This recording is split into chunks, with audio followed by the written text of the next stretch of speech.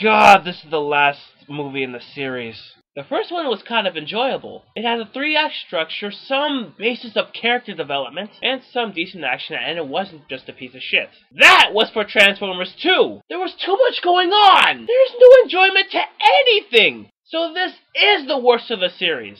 Today we'll get to the third one, which doesn't have Megan Fox, but has a British girl, which makes me beg for her back.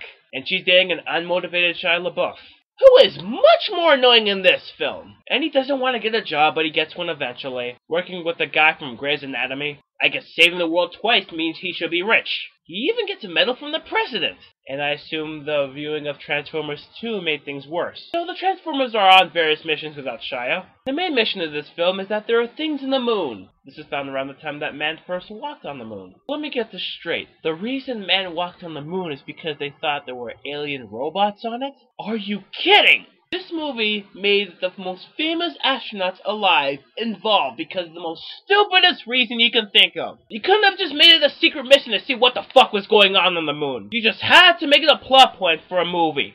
Fuck you! So they figure out that there's this ark that the astronauts found out about, and that they are being murdered by the Decepticons. And they find a robot named Sentinel, who helps them but then betrays them. Apparently the Decepticons found the Ark before, and they make it a trap. LaBeouf tries to help, but the person in charge doesn't want it. I guess she didn't know what happened in the last 2 movies, does she? How's that possible? People around the whole fucking world know! Oh, fuck it. People start getting killed, and the Decepticons say that the world will keep being destroyed unless the Autobots leave. So the Autobots say they should leave Earth. They get on a bunker and go off into space. And they get blown up by a Decepticon. Yeah, now the bad guys are destroying parts of the Earth. With the help of McDreamy or McSteamy, I don't give a fuck. So people are being killed, the Earth is slowly being destroyed. The bad guys have these pods. They'll get even more evil robots to destroy Earth. And out of nowhere, the Autobots come to save the day. Yeah, they made that bunker that blew up, but they survived somehow. Was there a way to get out of it?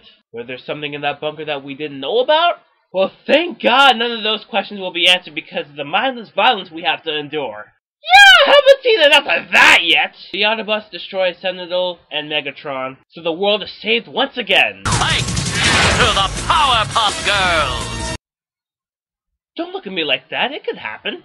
And they're better than this movie! I mean, yeah, it's better than the second one, but barely! The movie is too long, the writing is awkward, the British girl doesn't do that well in this movie, and Shia LaBeouf is much more annoying in this movie than the last 2 movies combined! How the fuck is that possible?